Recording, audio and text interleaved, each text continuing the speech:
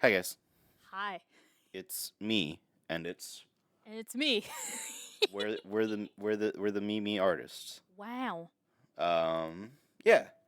Today we are doing something that y'all have probably seen before, maybe a little differently, but we're just gonna react to some smear frames or in betweens as they have been known. For those that don't know, in betweens and smear frames is something that has been around since at least the 1960s. Probably, Maybe even earlier.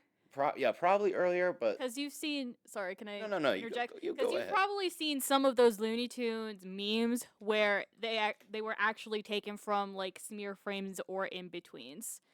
I think the one off the When do top you of my think the Looney Tunes was? Huh? When do you think the Looney Tunes was? Like 1940s or so. There's no way. If I look this up in your, because you said Looney Tunes, I'm like, yeah, that's not you. Why do I have this picture of a guy getting punched in the face? Because in essence, this is what a smear frame is. If you think about it, um,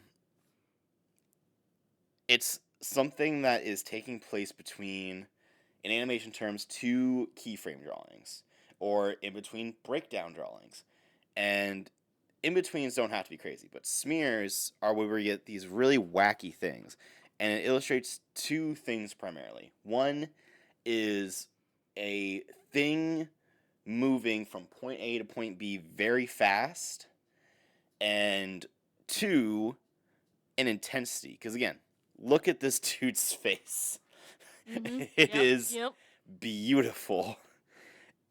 Look at that motion. Yeah, Look because at that. it's things like that. I can hit something in real life, like in this photo. If I hit something, there are two ways for you to read that I hit it with power. Mhm. One is how fast the energy from my fist travels to the object and how fast that object then moves. That is one way you see it. The other way is by things being deformed. Because if it moves fast, if it only moves fast, then it looks like it's a bowling ball. It looks like solid. But most things aren't solid. They shatter or squish or squeeze. And so it tells motion, but it also tells just general energy and kineticism. Does that make sense, or have I been too nerdy? I think that makes sense.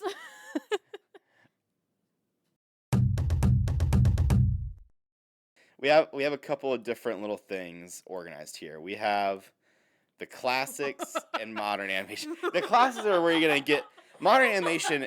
People will think that modern animation is devoid of good in betweens. It's a thing that's said in like academic circles a lot. They're not. But again, animation and these smears and what's going on is something that had to be learned and developed. And some of the best smears were made before we knew what was Ooh, okay. yes. Um, so we'll just kind of go through. And this is not like the best smears or anything. These were I googled, and this is what I came up with.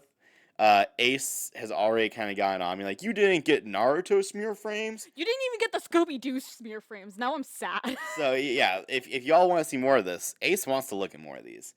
So this first one though is from a old cartoon, I believe from Warner Brothers, called The Dover Boys. I think this is the original. I don't think this is the reanimation, and it's just this weird 5 minute trip, really. But Ace, do you want to share anything as the comic artist in this situation? What is there to add? What is there to add for this?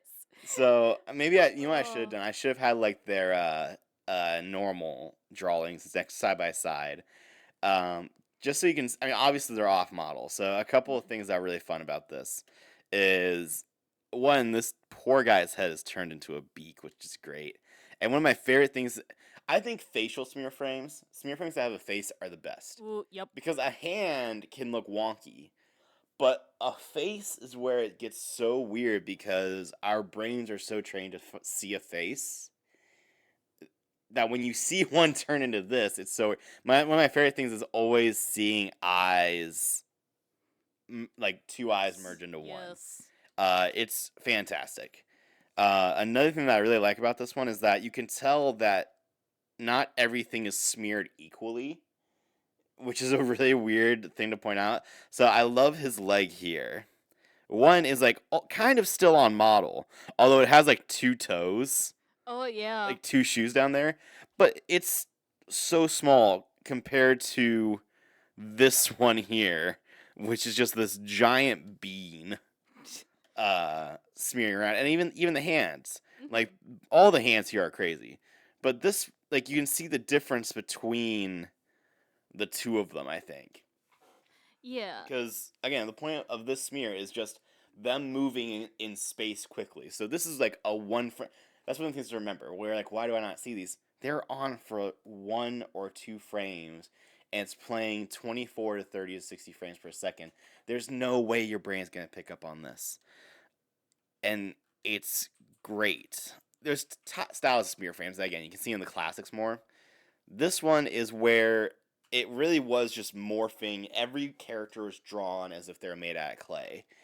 But other ones that you don't see these as often now in the digital era, but these like dry brushing styles or like these duplicates.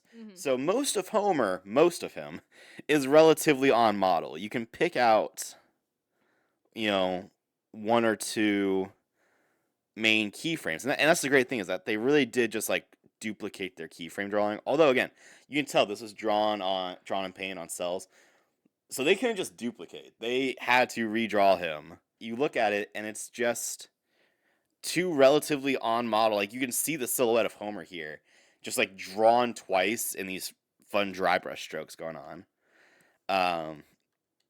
I don't know what this one was.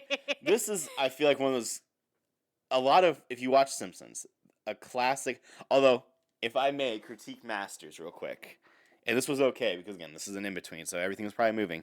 But I just want to point out a little tangent. Oi oi oi. How dare the Simpsons, the pinnacle of art, let this by? I can barely track the motion of this, and I think one of the things that makes that really work, because often, like these smear frames, you can really tell they're going this way. Homer's motion is clearly, one of 2 directions. Probably this way, you can tell by the door.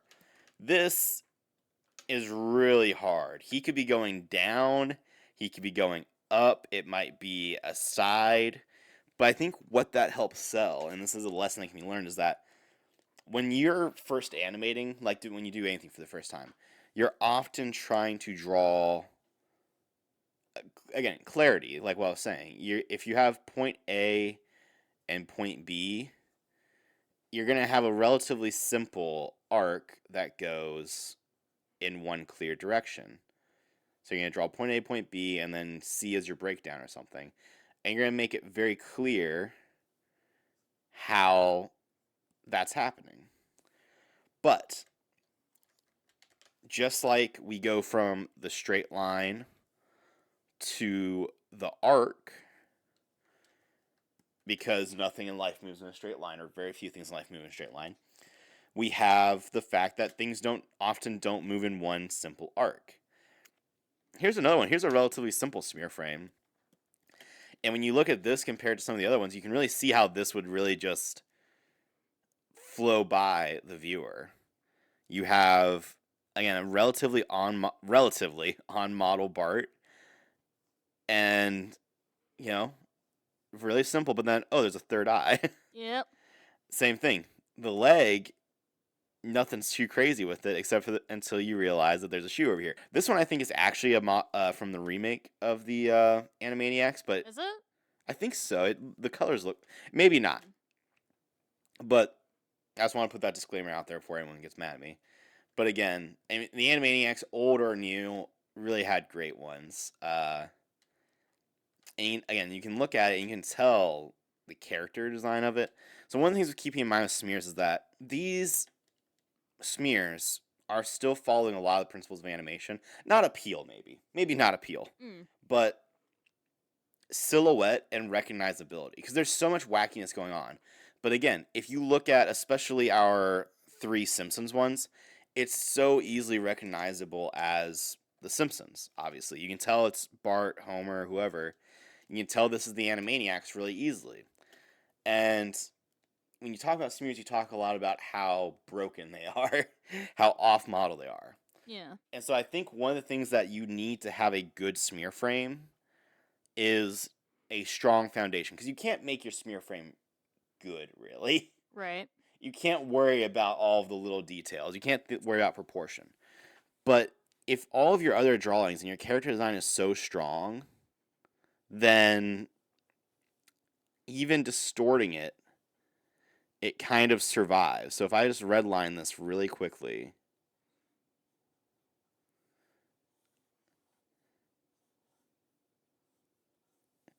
I'll just redline that much for now. You can kind of tell what's going on there. Modern animation. So first one I want to look at is a Hilda one. So again, people talk about how the magic is lost. You know, we love to say that because we're pretentious artists. But this is from the Hilda Netflix show. Not just Hilda Netflix show. I believe this is season 3 of it. Yeah. So this is modern art style. This is drawn in digital software. But look at it. And on the surface, it's pretty simple. But again, if I had the model sheet for this character, you'd see how much they're distorted. I mean, look, Hilda. One of the things I think of for Hilda is like the little stick arms, which is really fun and enjoyable. Look at the shape of this boy. If I follow that, that's a beefy arm, which is not what this character is. And then even better is this trippy eye. Yeah, I mean, it's like a freaking lava lamp. Can I interject and say that I love the smear animation on the eyes in Hilda, especially when David just screams. Yeah. But that's just great drawing, and you can see like perspective in it too. It's again, this is one of those things. Smear frames, because they're so goofy, go into the exaggeration aspect of animation. So if we follow this line, and we follow this line, and it's really a lot of it is all going towards a vanishing point. Wow. So again, which is almost upsetting, because when you start to look at it and laugh at smear frames, like, oh, these are the easy drawings. These are the ones we can be really goofy.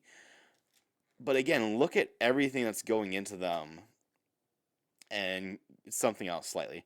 Now, we're about to get into something a little bit different, but Spider-Verse. And again, for the longest time, smear frames were thought of as a 2D thing.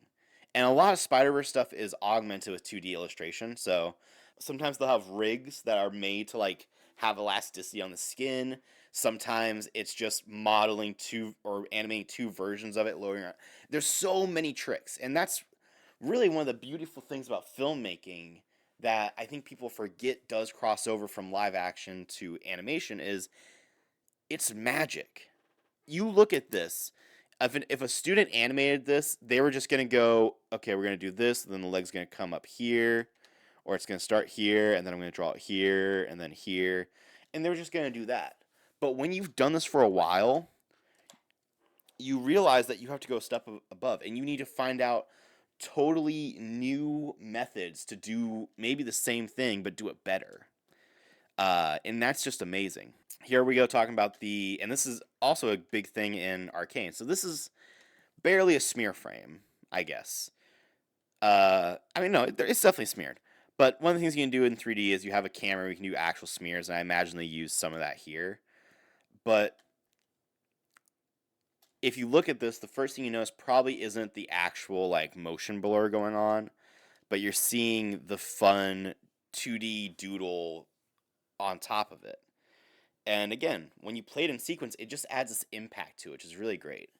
Do you have anything you want to go nuts about on Spider-Verse, Kiara, or do you want to just keep going? No, I have just truck along. Gotcha. Because as you can see, I got a lot more Mario animation, so we'll speed run it, and Ace, you can kind of comment as we go along. Now, I can't bring up video games without Cuphead. It is one of the best, and That good old rubber hose. yeah, I mean, it did it so well. And it's just everything I was talking about: duplicates, dry brush, uh, morphing. It's fantastic. Now, anime. I want to preface the anime ones a little bit because when I think of animation and work culture in Japan, which I could be wrong, I'm not a great researcher, but they're such perfectionists. And what that does to their smear frames is kind of uncanny and kind of weird. Yeah. So let's take a look. So I only grabbed a couple from My Hero Academia because I really want to be able to talk about them. This may not technically be a smear frame. I don't know what to call this. But we're gonna break. This is like one of those horror images where the longer you look at it, The worse the it more gets. is wrong with it. Yeah. But one, no nose, which again, and one of the reasons that this works as such a good smear frame, I think, is because again, if you look at anime, if you watch anime, it's so tight, it's so on model, it's so perfect. So anything being weird adds to it so quickly. And so, yeah, no nose, the no pupils thing, the ridiculousness of these teeth and this mouth. Can we just look at this mouth shape out of context for a second? Just, shit. Look at that. That's such a goofy mouth. But again, when you're looking at it, it's recognizable as a mouth. That's a very classic mouth shape, just pushed. And that's beautiful. Now, the last frame I have here is going to be a little... What? Endeavor, what are you doing, man? It's great because it's not really a smear frame, obviously. It's very on model, actually, for the most part, I think. There's a little bit of funkiness in the arms, but it's just that thing of, like, he's just flying. The shot was probably more zoomed out than this, even. Yeah. And he's just going, woo! And it's just... What do you want me to say? It's just funny. It's so silly to go from this super action-packed facial focus thing going on to just woohoo. But what this is doing, you may be saying, well, this is just a really bland and stiff drawing. It is, but also look at the lines, what you're tracking. Everything is focused in one direction. So when you, and this is how you can be a little lazy / working smarter, I can just copy this and just have them here and then a little bit here. And it's that consistency. Instead of playing off of distortion, it's the consistency that makes your brain be able to track that's not just something here and then something else here. It's the same thing connected. So, all this to say, I like smear frames. That's kind of the thesis of this.